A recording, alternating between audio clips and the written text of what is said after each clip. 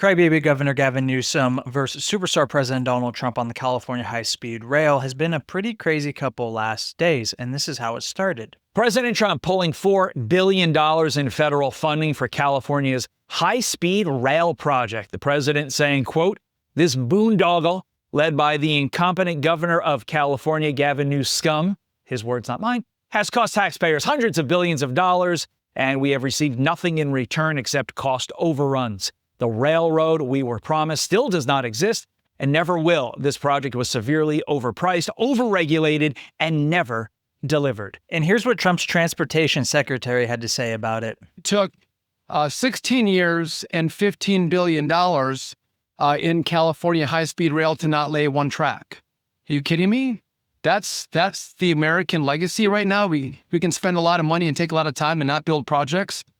And so this is how crybaby Governor Gavin Newsom responded. Let's get to this because California Governor Gavin Newsom announcing another lawsuit against the Trump administration over its move canceling $4 billion in federal grants for the state's high-speed rail project. Newsom saying, quote, "Trump's termination of federal grants for California high-speed rail reeks of politics. It's yet another political stunt to punish California. In reality, this is just a heartless attack on the Central Valley that will put real jobs and livelihoods on the line. We're suing to stop Trump from derailing America's only high-speed rail actively under construction."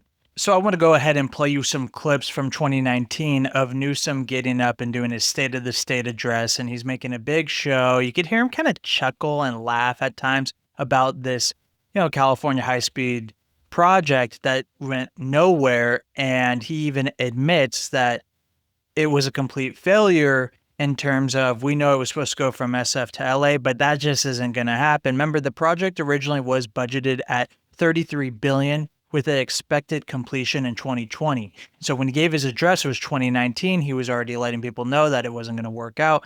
And now it's estimated to be $133 billion due to significant overruns. Now, one thing I do want to point out from the Trump administration is Sean Duffy, the transportation secretary, as well as Drew Feely, who is the Federal Railroad Administration administrator. They canceled the funding one day prior, citing the project's lack of viability based on a 310-page compliance review, which was initiated in February. So that's where you just heard from the last clip of Gavin Newsom basically criticizing them, and that's where he moved forward and did a lawsuit. But I want you to watch this clip because Gavin makes a very crazy statement that just kind of shows you that this is not going anywhere. His lawsuit is baseless and it's not going anywhere. If anything, I'm pretty sure he even admits that there's going to be people coming after him. Let's level about the high-speed rail. Let's level about the high-speed rail. You just hear everyone laugh. I have nothing but respect for Governor Brown and Governor Schwarzenegger's vision. I share it. And there's no doubt that our state's economy and quality of life depend on improving transportation. But let's be real. The current project, as planned, would cost too much and respectfully take too long. There's been too little oversight and not enough transparency. Right now, there simply isn't a path to get from Sacramento to San Diego, let alone from San Francisco to LA. I wish there were. However, we do have the capacity to complete a high-speed rail link between Merced and Bakersfield. So he basically admitted that the project was a failure, and he said, well, hold on, we could make it from Bakersfield to Merced. And don't criticize me, we got to keep this grift going. Now, I know some critics are going to say, well, that's a train to nowhere. But I think that's wrong, and I think that's offensive.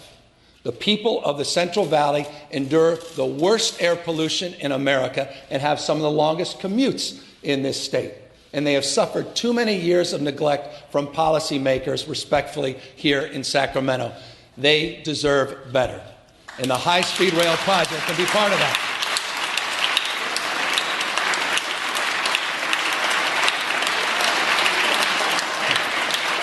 Look, you can't say this enough. The high-speed rail is more than a train project. It's about economic transformation. It's about unlocking the enormous potential of the valley. We can align our economic and workforce development strategies anchored by the high-speed rail and pair them with tools like opportunity zones that can form the backbone of a reinvigorated Central Valley economy. Merced, Fresno, Bakersfield, and communities in between are more dynamic than people realize. The Valley... True. Now, I believe him in the part where, yes, these communities are more dynamic than people realize, and it could actually been a good thing, but this is one of those circumstances where these politicians abused their privileges. They sucked money from the federal government. They sat around, put basically money in friends of friends, constituents' pockets to keep things going, didn't lay any track, didn't do anything, and now Gavin Newsom is going to panic in today's world and say, oh, well, we have 171 miles. It's like, dude, you already admitted back in the day that, people are sick and tired of what's going on in Sacramento, that we need to push forward. And look at you now, still haven't even pushed forward. But let's get something done once and for all.